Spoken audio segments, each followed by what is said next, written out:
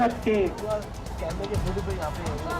बाजार में मोहब्बत की दुकान खोलने की कोशिश की। राहुल गांधी के नेतृत्व में कन्याकुमारी से शुरू हुई कांग्रेस की भारत जोड़ो यात्रा श्रीनगर में आकर खत्म हो गई। 145 दिन तक चली भारत जोड़ो यात्रा 14 राज्यों से होकर गुजरी, जिसमें करीब 4000 किलोमीटर का सफर तय किया गया। श्रीनगर के शेरे कश्मीर स्टेडियम में हुए समापन समारोह में भारी बर्फबारी के बीच राहुल गांधी ने बीजेपी और आरएसएस पर जमकर हमला बोला। जो हिंसा करवाता है, जैसे मोदी जी हैं, अमित शाह जी हैं, अजीत डोभाल जी हैं, आरएसएस के लोग हैं, वो इस बात को समझ नहीं सकते, वो दर्द को समझ नहीं सकते हैं।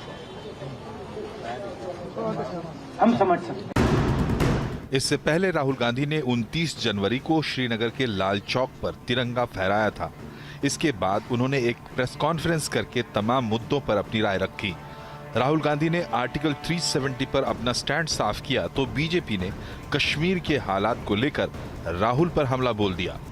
I think statehood and restoration of the democratic process in Jammu Kashmir is fundamental and very important. And I think that would be a first step. Hurriyat के नेता जब इनके जमाने में आते थे, दिल्ली में जलवाए जलाल के साथ आते थे, दामाद बन के आते थे, रेड कारपेट वेलकम के साथ आते थे, अब एनआईए की पेशी में आते हैं, ईडी के मुकदमे में आते हैं और उनकी संपत्तियां कुर्क हो रही हैं। इसके कारण से राहुल गांधी जी ये बोलने की स्थिति में आ पा रहे हैं। कांग्रेस ने भारत जोड़ो यात्रा के समापन समारोह में शामिल होने के लिए 21 पार्टियों को न्योता भेजा था। इनमें से कई बड़ी विपक्षी पार्टियों ने दूरी बनाए रखी। टीएमसी, एसपी, बीएसपी, जेडीयू और टीडीपी ने समारोह में हिस्सा नहीं लिया। हालांकि राहुल गांधी का मानना है कि विपक्ष एकजुट होकर लड़ेगा, लेकिन बीजेपी इसे असफल कोशिश बता रही है। ये कहना कि ऑपोजिशन बिखरी हुई है, ये सही नहीं है। जरूर ऑपोजिशन में डिफरेंसेस हैं, जरूर ऑपोजिशन में बातचीत होती है, बट ऑपोजिशन एक साथ लड़ेगी, एक साथ खड़ी होगी और विचारधारा की लड़ाई है। कांग्रेस की छवि और विपक्षी एकता का अलंबरदार बनने का उनका ख्वाब यथार्थ के धरातल पर टकराकर चकनाचूर हो गया है। सवाल यह है कि भारत जोड़ो यात्रा से कांग्रेस को क्या हासिल हुआ? क्या इसके जरिए कांग्रेस को जमीनी स्तर पर अपने कार्यकर्ताओं में नई जान फूंकने में मदद मिलेगी, या फिर ये राहुल गांधी की छवि को सुधारने की कवायद थी? क्या कांग्रेस विपक्षी दलों के बीच दूरी बनी रह पाएगी? जिस तरह कुछ बड़े विपक्षी दलों ने कांग्रेस की यात्रा से दूरी बनाई है, उसके बाद तो ऐसा नहीं लगता।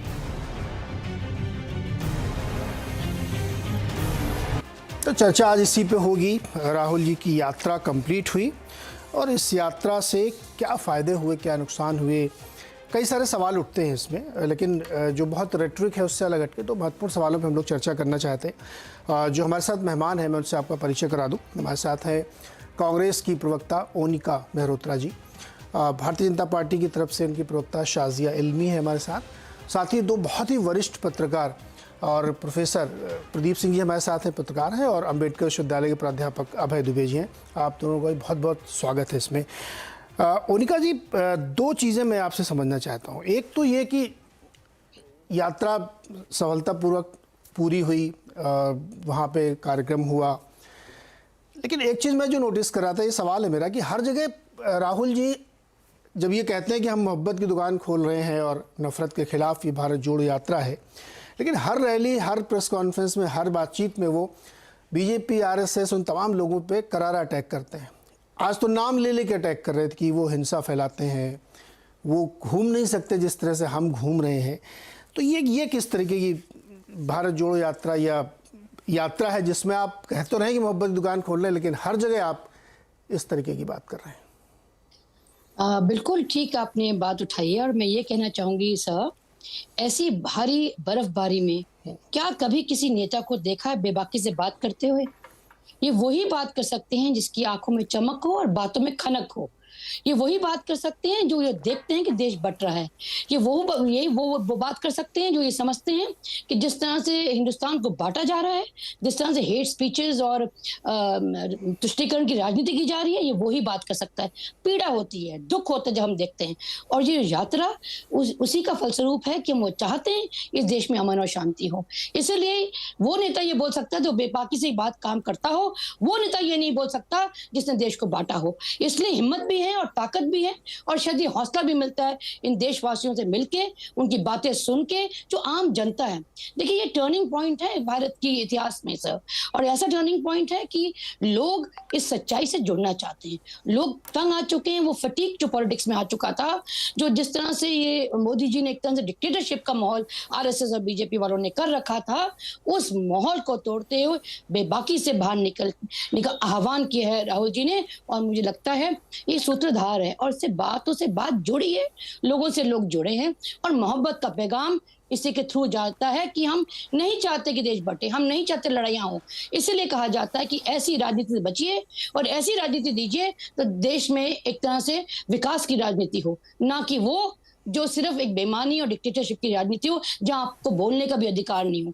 मैं कुछ बातें भी सर सुन रही थी जो उन्होंने कहा था 2019 के बाद शायद कश्मीर या आज खुल के बाहर निकल रहा राहुल जी के नेतृत्व में और कांग्रेस के नेतृत्व में कि एक माहौल मिला कि हाँ हम बोल सकते हैं, हमारी आवाज भी सुनी जाएगी। जो दबाई जाई थी कुचले दबों की आवाजें वो शायद उठ रही हैं। तो सर इसलिए नाम लेना जरूरी होता है कि लोग आइडेंटिफाई कर रहे हैं और उनकी बातों से हम उस बात को जोड़ रहे हैं। लेकिन राहुल जी तो खुद कहते हैं कि हमको कहीं नफरत दिखी नहीं, हमको तो मोहब्बत ही दिख रही है। जी बिल्कुल। नहीं, आप सवाल सुनिए, ये गंभीर सवाल है, गंभीर सवाल तो सुन लीजिए, पूरा सवाल सुन लीजिए, उसके बाद जवाब दीजिए। वो खुद इस बात को कहती है, ये बहुत हल्का सवाल नहीं है, बहुत गंभीर विषय है जब वो स्वयं कहते हैं कि मुझे कहीं नफरत नहीं दिखी। दूसरी तरफ वो हर बार बीजेपी को, आरएसएस को, इनको बताते हैं कि ये देश को बांट रहे हैं, नफरत फैला रहे हैं, फिर उनको नफरत कहीं दिख भी नहीं रही है। तो ये कंट्रडिक्शन नहीं दिख रहा। और आप कहीं लोग जुड़ रहे हैं। आज के समापन समारोह में कौन लोग पहुंचे मुझे बताइए आप। सर आप आई थिंक कोशिश हम ना करें, बिटवीन द लाइंस रीड करने की ज्यादा कोशिश ना करें। मूलतः जो समझने की कोशिश है, जो मैं कहना चाह रही हूँ आपको सर, मैं हैरत में पड़ती हूँ कि जब एक इंसान कह रहा है मुझे नफरत नहीं दिखी, तो वो क्या कहना चाह रहे हैं कि देखिए देश में लोग जो हैं वो नफरत के खिलाफ हैं, नफरत नहीं प्यार भरा हुआ लोग देशवासियों के अंदर, लेकिन वो मजबूर हैं जिस तरह से राजनीति का स्तर गिरता चला जाता है, जिस तरह से एक कम्युनिटी के तहत लड़ाई जाती है, उस चीज को बंद करने के देश चाहता है। तो कहने का मकसद यह है सर कि देशवासियों के अंदर प्रेम है, अपार प्रेम है, वो यही चाहते हैं। लेकिन अनफॉर्चुनेटली प्रेजेंट रिजीम जो है वो इसके विरुद्ध काम कर रही है। वो ये कंपैरिजन किया जा रहा है। जो लोग इसके विरुद्ध काम करे वो नाकाम रहे। प्रेम बढ़ा ही है, घटा कहाँ? आप तो खुद ही कह रही हैं प्रेम बढ़ ही रहा है, लोगों के अंदर बहुत प्रेम है। तो कैसे नफरत को खत्म करने की कोशिश कर रहे हैं?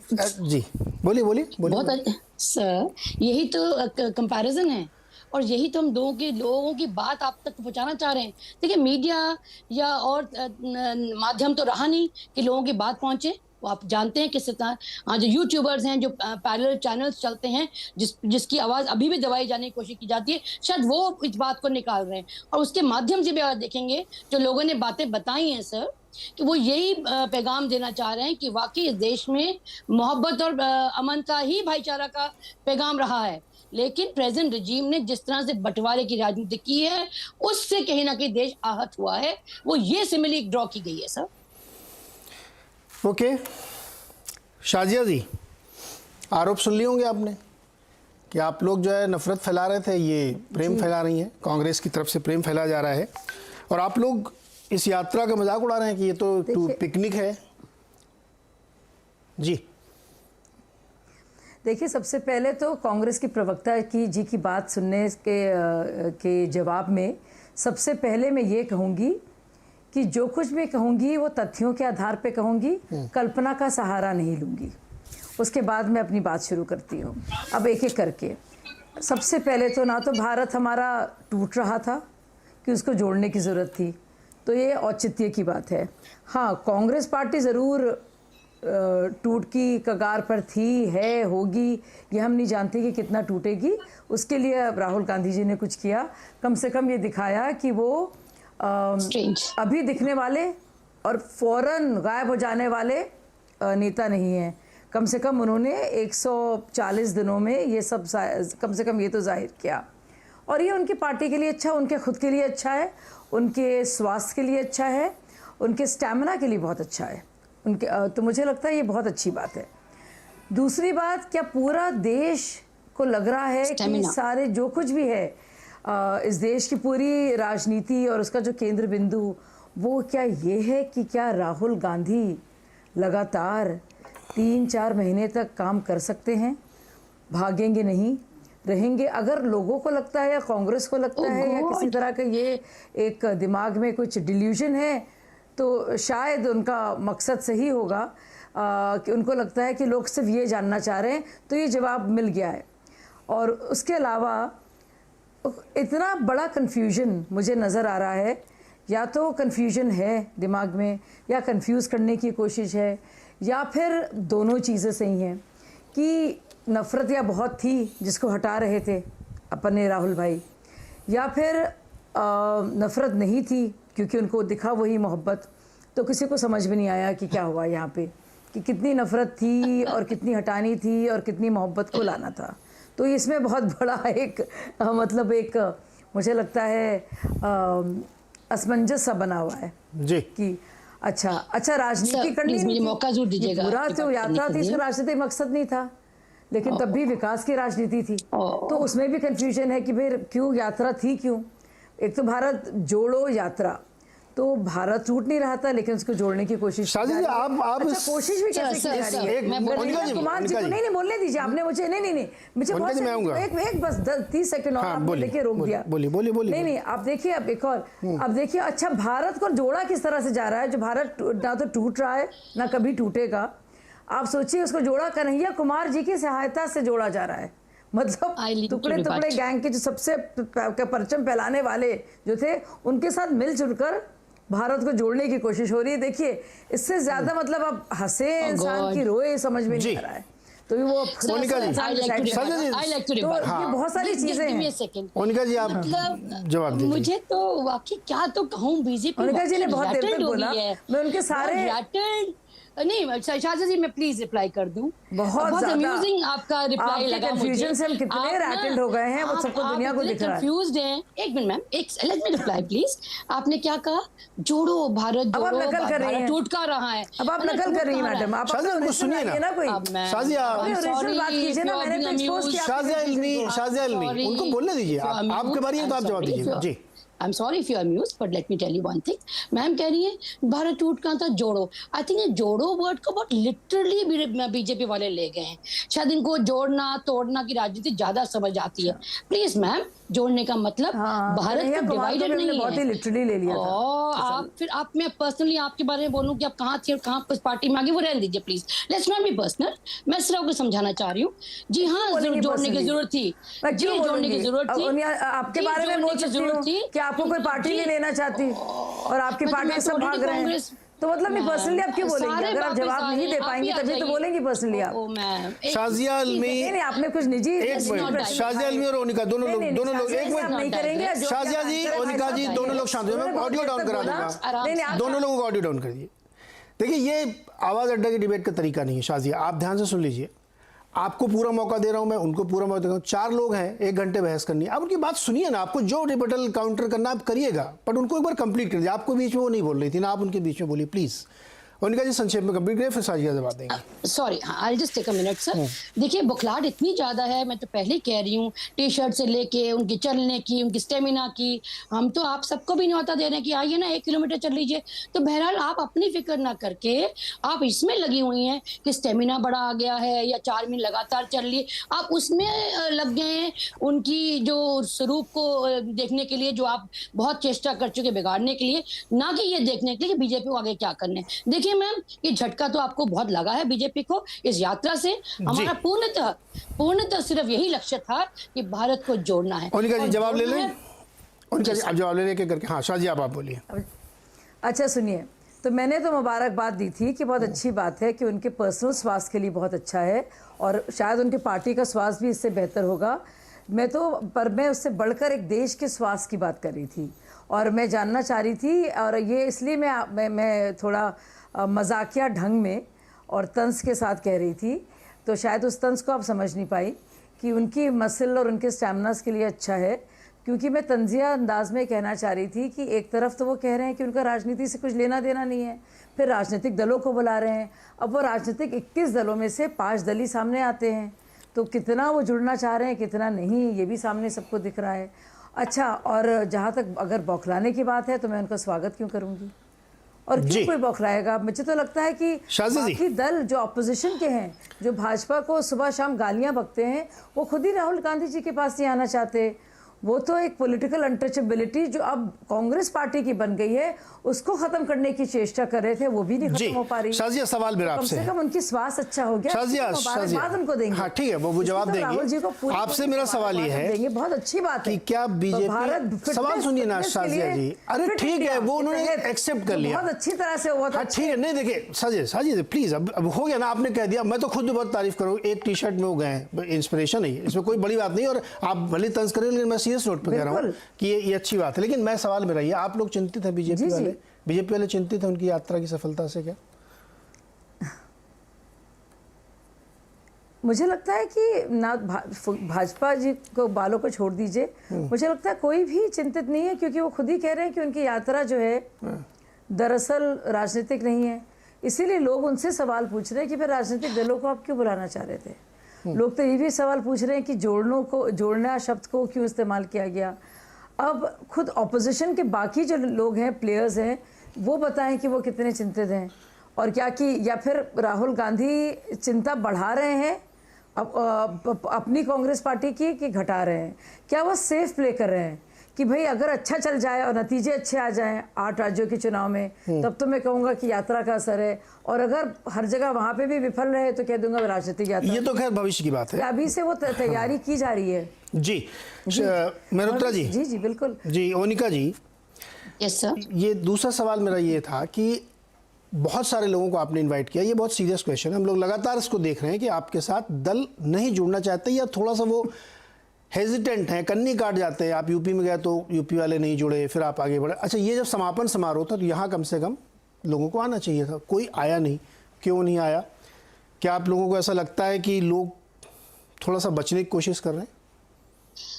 देखिए सर, कांग्रेस पार्टी एक पैन इंडिया पार्टी है, ये कोई रीजनल पार्टी नहीं है। बाकी जो क्षेत्रीय दल हैं उनका अपना वर्चस्व अपने एरिया में जरूर है, इसमें दो राहें नहीं है। न्योता हमने दिया लाइक माइंडेड पार्टीज को, जो ये चाहते हैं कि आरएसएस जैसी विचारधाराएं इस देश में ना रहें, इसका न्योता दिया। कुछ की अपनी इश्यूज रहे होंगे, कुछ आए, कुछ आपने देखा जैसे क्लाइमेटिक कंडीशन है, लेकिन अंततः जो एक बॉटम लाइन है वो ये है कि सारे दल ये चाहते हैं कि इस तरह की जो राजनीति चल रही है, जो बीजेपी और आरएसएस की विचारधारा है, वो कहीं ना खत्म हो। और चुनाव जो जब चुनाव आते हैं सर, बहुत सी बातें होती हैं, एक देखा जाता समीकरण बिठाया जाता है। देखिए, जो कोलिशन पॉलिटिक्स है वो कांग्रेस ने बखूबी निभाया है। ये तो बीजेपी वाले देखें जिन्होंने कोलिशन का सहारा तो लिया, बाद में सबको एक एक करके निपटाया और किस तरह से उनको दलों को तोड़ा। तो ये फिक्र उनको होनी चाहिए, हमें नहीं है।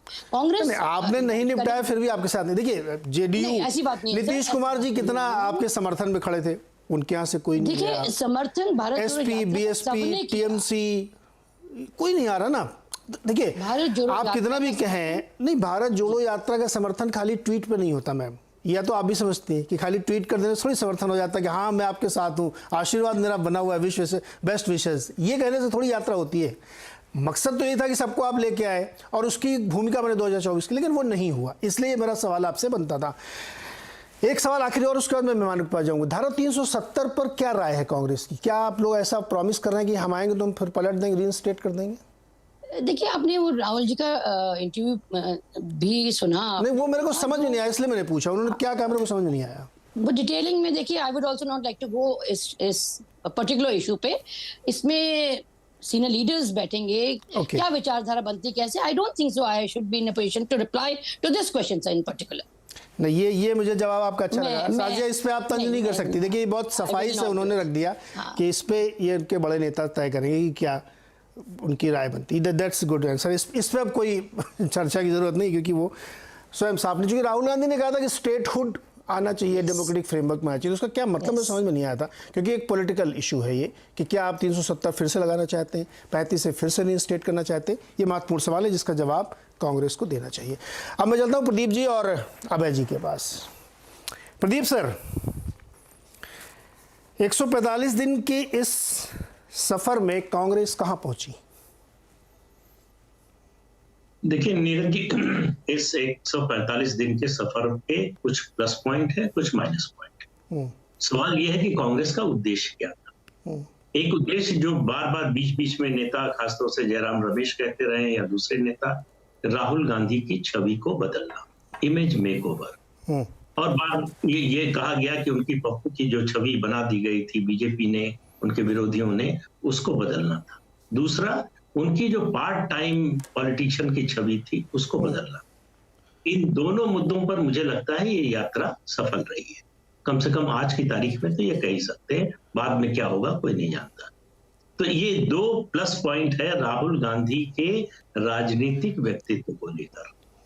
अब बात है कि कांग्रेस पार्टी इस यात्रा के जरिए एक जो बात सीधे नहीं कहती थी, अलग अलग तरह से घुमा फिरा कर कहती थी परोक्ष रूप से, कि हमको ही जो है फलक्रम होना चाहिए अपोजिशन यूनिटी का।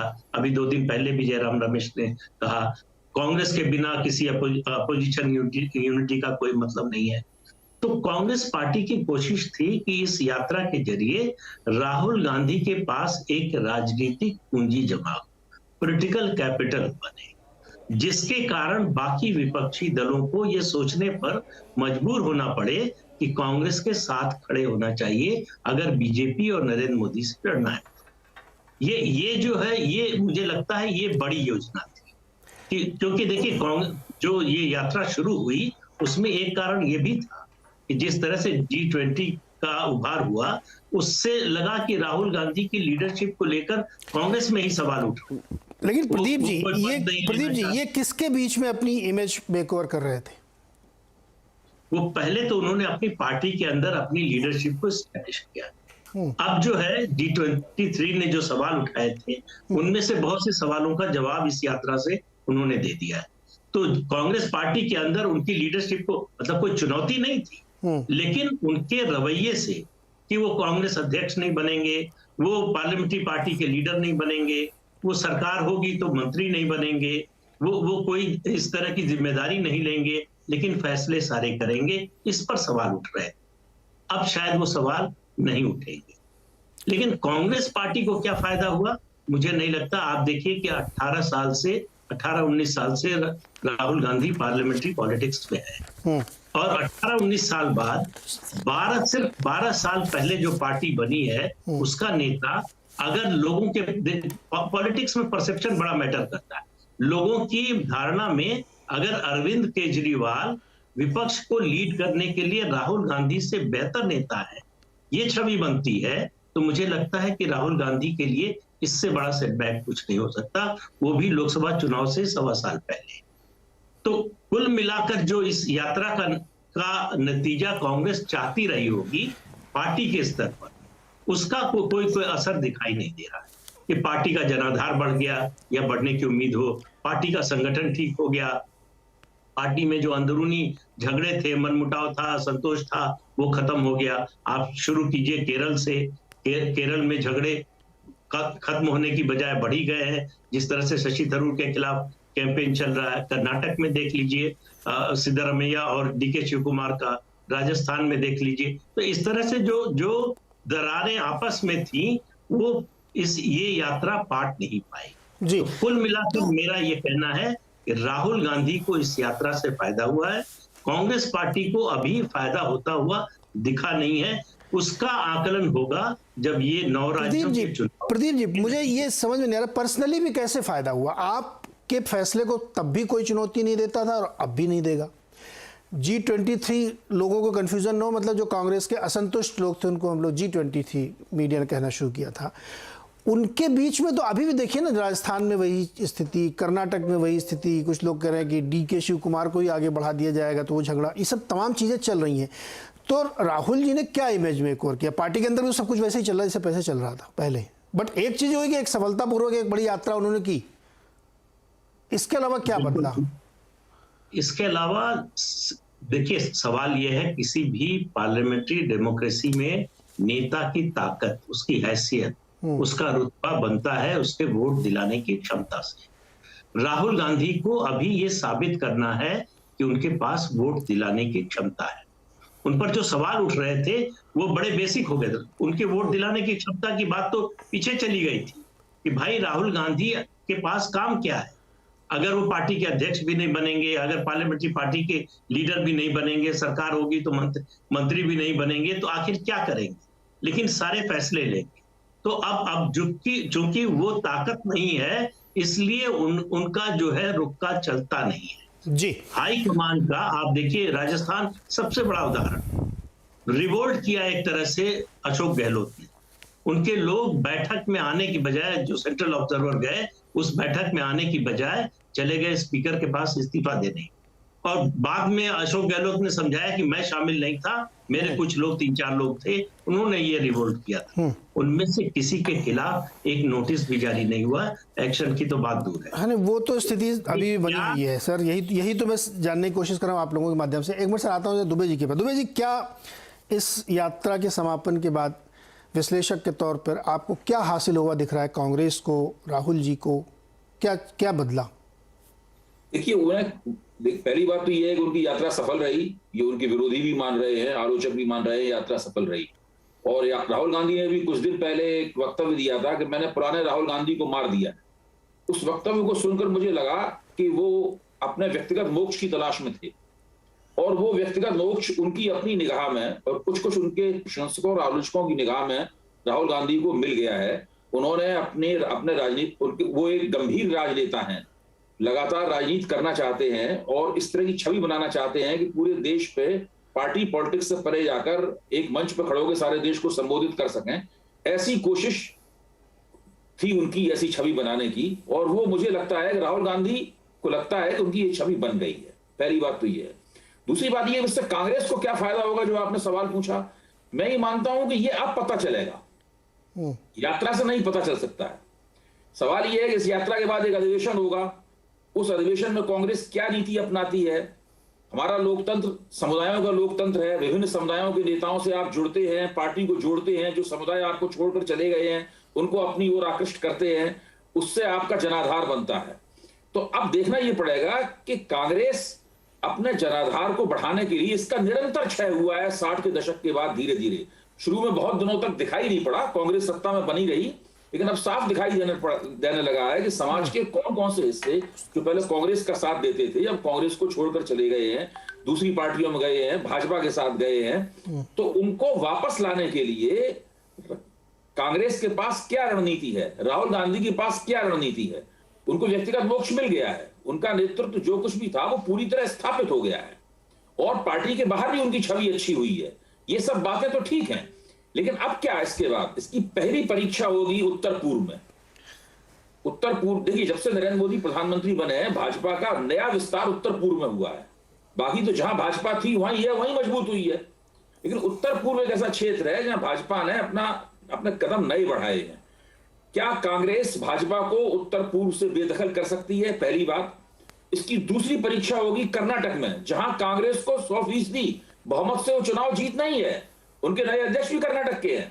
अगर कांग्रेस ये नहीं कर पाई, और राहुल गांधी ने यात्रा के दौरान शायद 12 दिन, कितने दिन कर्नाटक में गुजारे भी थे, तो मैं कहना ये चाहता हूं कि अगर उत्तर पूर्व में कांग्रेस कुछ नहीं कर पाई और कर्नाटक में कुछ नहीं कर पाई, तो इस यात्रा से जो कुछ भी लाभ हुआ है, जो कुछ भी सकारात्मक छवि बनी है, वो तुरंत शून्य में बदल जाएगी। यात्रा की सफलता की पहली परीक्षा चुनाव के, लेकिन इसका हेज करके चल रही है, यही तो शाजिया कह रही थी। ये तो पहले कांग्रेस ने हेज कर लिया कि ये पॉलिटिकल यात्रा नहीं है, इसको आप चुनाव के परिणाम से क्यों जोड़ रहे हैं? नहीं, वो कुछ भी कहते रहे, मैं अपनी राय दे रहा हूं। मेरा मानना है कि ये एक कांग्रेस पार्टी का एक राजनीतिक कार्यक्रम था, हाँ, जो कि फौरी स्तर पर जो चुनावी लाभ होते हैं, उन लाभों को छोड़ देने तक के लिए तैयार था, जो गुजरात के चुनाव को उन्होंने इस यात्रा पर कुर्बान कर दिया। तो ये एक राजनीतिक कार्यक्रम था, और इस राजनीतिक कार्यक्रम की प्रभावकारिता की परीक्षा चुनाव के मैदान में होगी। पहले उत्तर पूर्व में होगी, फिर कर्नाटक में होगी, उसके बाद तो उस परीक्षा की तैयारी आपको कैसी लग रही है? दुबे, तैयारी कैसी लग रही? परीक्षा की तैयारी तो होगी, तो हम बता दिया आपने। अभी तक तो कांग्रेस का सांगठनिक स्तर पर कोई बहुत विशेष उछाल आया हो और संगठन में कोई बड़ी जबरदस्त एकता पैदा हो गई हो, क्या बहुत नई ताकतें एकदम संगठन से जुड़ गई हो और संगठन में जो डेडवुड थे, यानी जो लोग काम नहीं कर रहे थे, उनको छांट दिया गया हो, कोई संगठन में पर्जिंग की गई हो या बड़े पैमाने पर उसमें कोई ओवरहॉल किया गया हो, ऐसा तो देखिए कहीं दिखा नहीं है। लेकिन अभी समय है, वो ऐसा अगर दिखने लगेगा तो हम लोग ध्यान से देखेंगे उसकी समीक्षा करेंगे।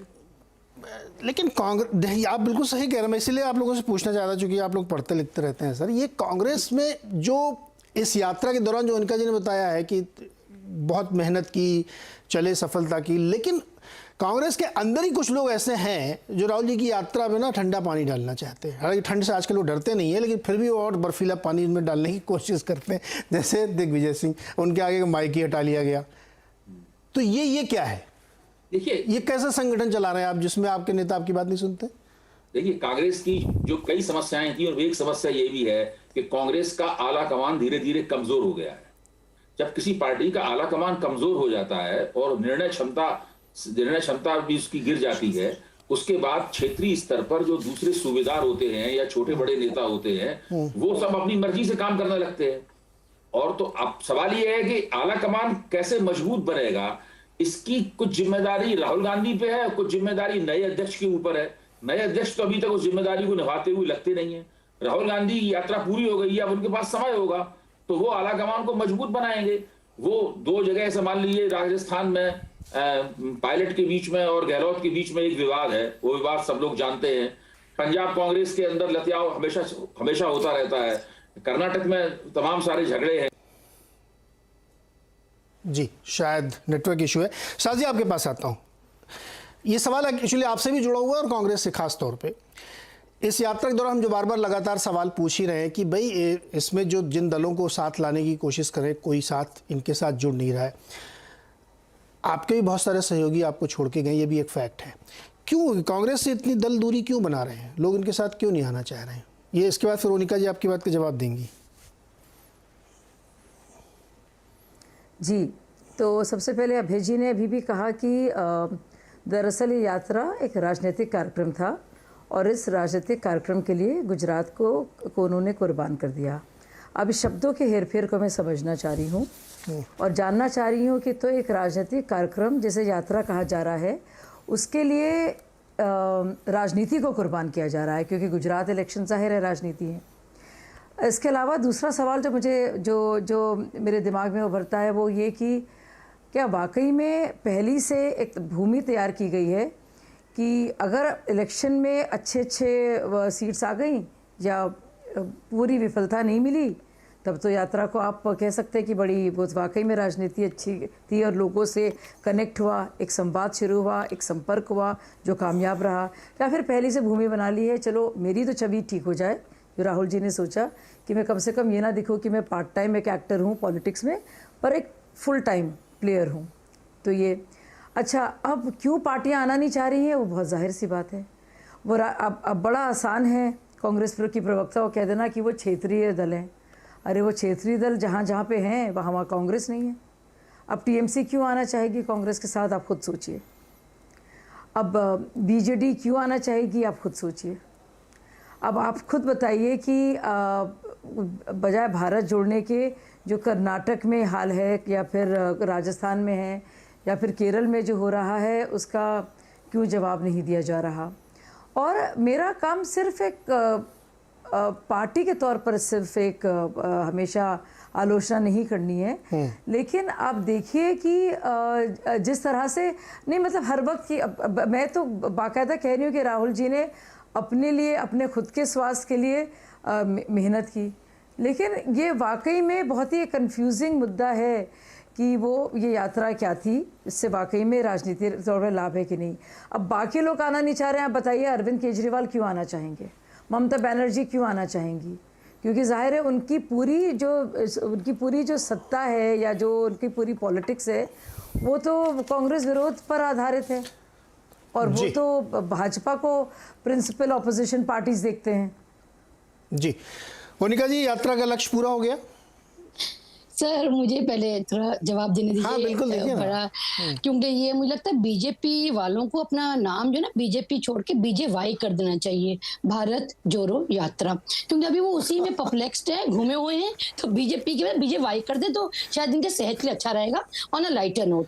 बट मुझे ये बात कहनी है यहाँ पर सर, आप इसको पॉलिटिकल माने, ए पॉलिटिकल माने, जो भी माने, हमारा लक्ष्य था कि हम लोगों की बात सुने, जनता से जुड़े, जनता से कनेक्ट बना के रखें और जनता की बात सुन के आगे इस देश का करें। वो गाना सुना ना, ए वतन आबाद रहे तू जहां भी रहे, मतलब आबाद रहे और तू ही मेरी मंजिल, पहचान तुझी से।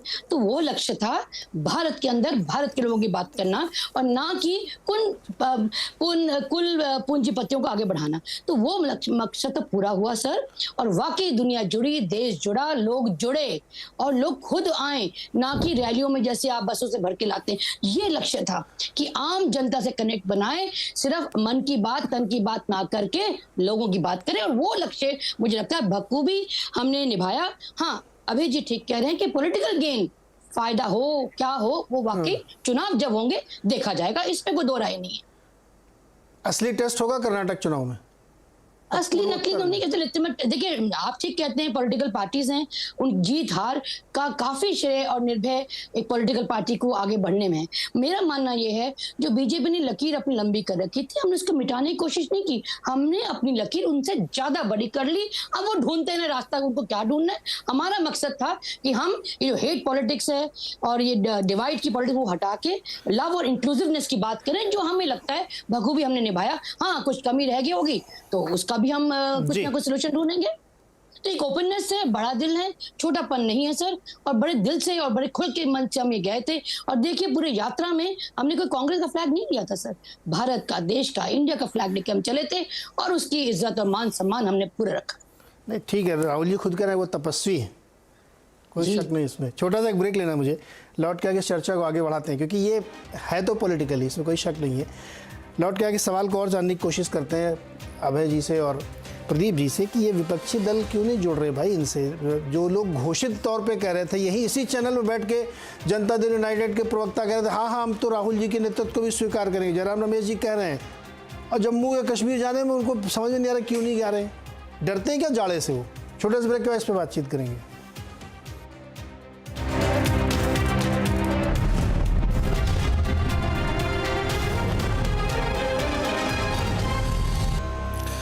स्वागत है एक बार फिर से आपका, और भारत जोड़ो यात्रा के समापन पर हम चर्चा कर रहे हैं, समझने की कोशिश कर रहे हैं कि इस यात्रा से क्या लाभ हुआ, नहीं हुआ, किस तरह की यात्रा रही, क्या इसके फायदे नुकसान, इस पे बातचीत करेंगे। प्रदीप सर ये बताइए फिर, ये विपक्षी लोग क्यों इतना दूर दूर भाग रहे हैं, कांग्रेस के साथ आने को तैयार नहीं है? देखिए नीरज जी, हम लोग अगर तुलना करेंगे गैर कांग्रेसवाद की राजनीति और गैर भाजपावाद की राजनीति, हाँ, दोनों की परिस्थितियों में एक बुनियादी अंतर है। और वो अंतर ये है कि पहले गैर कांग्रेसवाद की राजनीति ज्यादा सफल हुई और गैर भाजपावाद की राजनीति उतनी सफल नहीं हो पा रही है, विपक्षी एकता के संदर्भ में कह रहा हूं। तो उसका कारण ये है कि गैर कांग्रेसवाद की राजनीति जब चली, उस समय जो पार्टियां थी, जनसंघ, भारतीय क्रांति दल, फिर लोक दल और सोशलिस्ट पार्टीज थी, संसोपा, प्रसोपा, स्वतंत्र पार्टी, कांग्रेस संगठन, ये सब पार्टियां छोटे ही आधार के बावजूद मल्टी स्टेट पार्टी थी। अलग अलग राज्यों में उनका प्रभाव कुछ प्रभाव था। तो जब ये इनकी एकता होती थी तो एक दूसरे को कॉम्प्लीमेंट करने की स्थिति में थे। आज जो परिस्थिति है, जो क्षेत्रीय दल है मजबूत है, अपने राज्य में वो सर्वे सर्वा है, वहां कांग्रेस पार्टी उनको कुछ दे नहीं सकती, उनके वोट में कुछ जोड़ नहीं सकती, और दूसरी पार्टियां भी आपस में ऐसा नहीं कर सकती। टीएमसी जाकर तमिलनाडु में स्टालिन को कोई वोट नहीं दिला सकती, एमके स्टालिन बिहार में आके आरजेडी को वोट नहीं दिला सकते। तो इसलिए रिलक्टेंस है, सबको लगता है कि हम जहां हैं वहां परफॉर्मेंस करें, वहां बीजेपी को हराएं, हम उसमें कांग्रेस की मदद क्यों करें। ये सोच जो है उस समय जो है थी नहीं।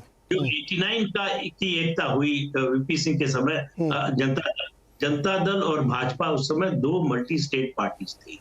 तो क्योंकि जब भी विपक्षी एकता की धुरी मल्टी स्टेट पार्टियां होंगी एक से ज्यादा, तो वो ज्यादा इफेक्टिव होगी बजाय जो अभी परिस्थिति है उसकी। इसलिए कोई पार्टी जो है कांग्रेस के साथ आने को तैयार नहीं। उसको लग रहा है कांग्रेस के साथ आए वो हमारा वोट आएंगे, हम ही को कमजोर करेंगे। जी अबे सर ये बताइए कि राहुल जी चाहते हैं कि देश में विपक्ष जुड़े, वैचारिक तौर पे एकता हो, मोहब्बत की दुकान वो बार बार बोलते हैं।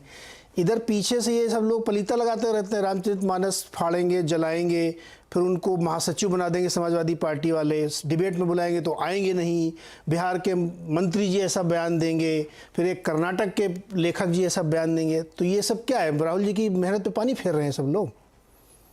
देखिए, जिस तरह से राहुल गांधी राजनीति कर रहे हैं, दूसरे लोग तो उस तरह राजनीति नहीं करते।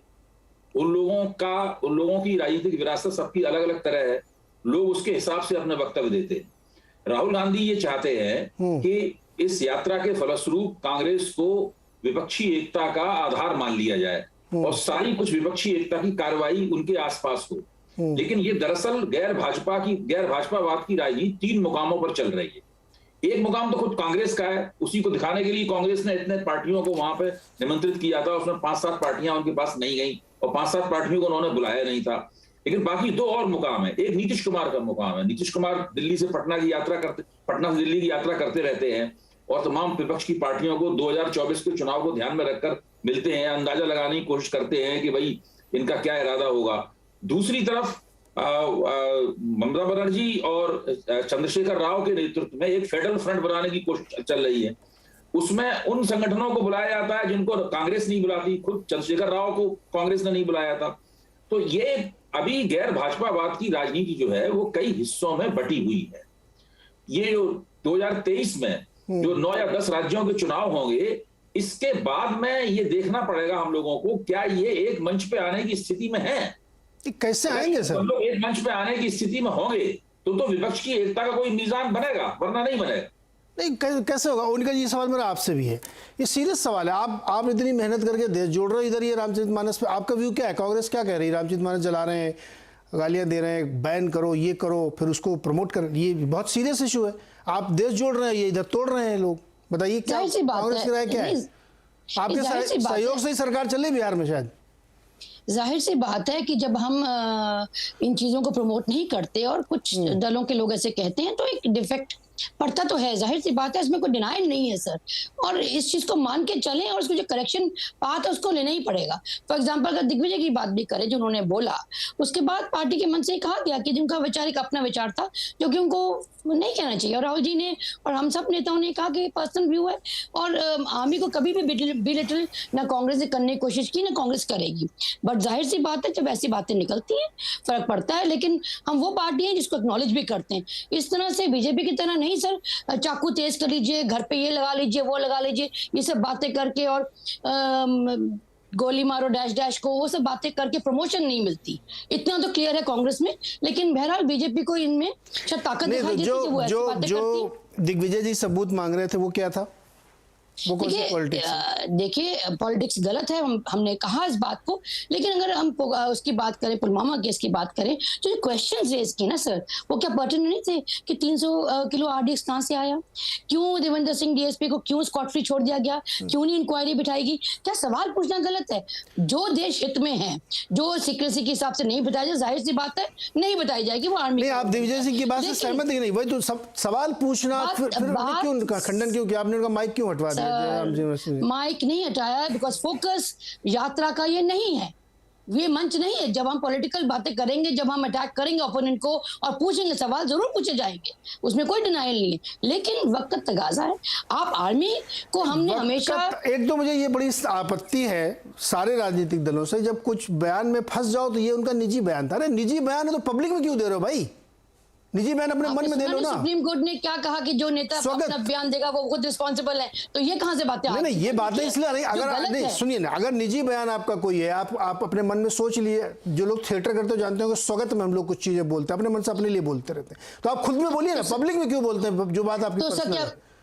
तो क्या सर उसका डिनाइल नहीं किया हमने? डिनाइल ये देखिए, ऐसा ही डिनाइल समाजवादी पार्टी ने किया। I disagree sir. Samajwadi party ने यही डिनाइल किया कि मैं स्वामी प्रसाद मौर्य के बयान से सहमत नहीं हूं, लेकिन उनको महासचिव बनाऊंगा मैं। ये कौन सा तरीका है भाई? यही तो कहना चाह रहे, तभी तो वो हेट स्पीचेस जो चलती हैं देश में, तभी तो उन्माद पैदा होता है। तो नहीं होना चाहिए। उन्हीं को तो आप समर्थन भी लेना चाहती शाजिया, ये किस तरह की पॉलिटिक्स है? कि नहीं कहना है, कहा ना नहीं कहना। आप बताइए बीजेपी ने कौन से ऐसे बयानों को वो नहीं किया, साजिया जी बोलिए, सपोर्ट किया, बजाय सपोर्ट किया सर, और प्रमोशन मिली है। जितना वो बोलेंगे प्रमोशन मिलेगी। अभी कांग्रेस की प्रवक्ता कह रही थी कि हमारा फोकस ये नहीं है। तो फोकस क्या है, कितना उसमें होकस फोकस है, कोई नहीं जानता। अब हम लोग ने सुना दिग्विजय सिंह ने क्या कहा, और समाजवादी पार्टी में भी क्या कुछ हो रहा है सब जानते हैं। तो आप देखिए, ये अल्टीमेटली जो चॉइस है, लोग देखेंगे कि कौन किस स्टैंड पर कहाँ पे कितना प्रतिबद्ध है। अब आर्टिकल 370 पे, अब वहाँ पे जाकर राहुल गांधी जी का बयान है, उस पर अगर स्पष्टीकरण की बात हो रही, कितना इंपॉर्टेंट बयान है। आप ये भी बयान आ रहा है कि तिरंगा गलत है और तिरंगे की क्या ज़रूरत है, लेकिन तिरंगा की ही बात हो रही है। अच्छा, ये भी बात हो रही है कि हिंदू आस्था को चोट नहीं पहुंचनी चाहिए, लेकिन जब वक्त होता है, जब समय की पुकार होती है, तो राहुल गांधी पार्ट टाइम जनेऊधारी गोत्र बताने वाले हिंदू भी बन जाते हैं। तो अब ये लोगों के मन में है कि कौन कितनी देर तक, सिर्फ ये नहीं कौन कितना चल सकता है, या किसका कितना ज़्यादा स्टैमिना है, या फिर बाकायदा कोई पार्ट टाइम से फुल टाइम आ सकता है राजनीति में। पर यह है कि आप अपने अलग अलग स्टैंड्स पर, अलग अलग विषयों पर, देश के जो बहुत ही इम्पोर्टेंट ज्वलंत जो प्रश्न हैं उस पर कहाँ खड़े हैं, क्या आपका जवाब बदलता रहता है? जी बताती हूँ आपको।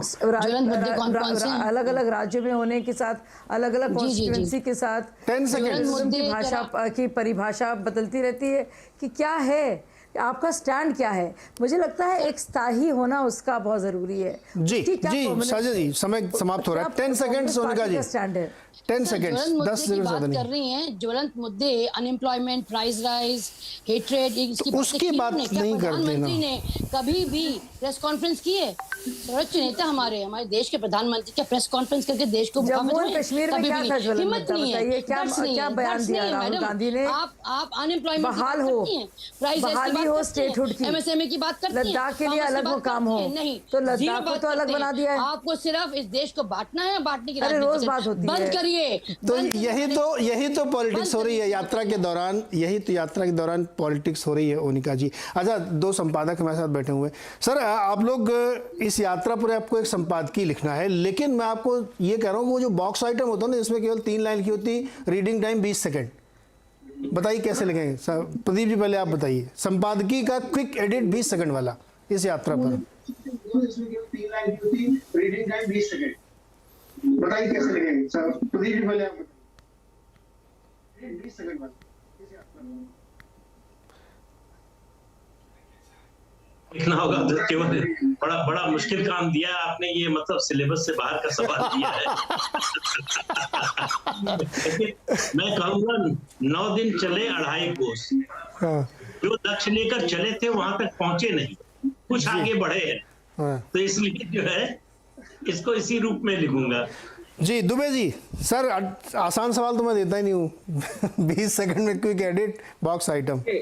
पिछले 9 साल में कांग्रेस ने पहला एक बड़ा राजनीतिक कार्यक्रम लिया है जो पिछले 5 महीने से चला है। वो कार्यक्रम कामयाब हो गया है, लेकिन इसका असर कहां तक जाएगा ये इसके बाद जो काम करेंगे उस पर निर्भर होगा। ओके, परिणाम इस बात से तय होंगे कि आगे क्या निकल के आता है, तब इसकी सफलता तय होगी। ये है क्विक एडिट। बहुत बहुत शुक्रिया आप सारे मेहमानों का इस चर्चा में शामिल होने के लिए। बड़ी शांतिपूर्ण अच्छी चर्चा रही, लोगों को, दर्शकों को सुनने में समझ में आई होगी। आवाज़ अड्डा का यही प्रॉमिस है। बहुत बहुत शुक्रिया मेरे साथ जुड़ने के लिए।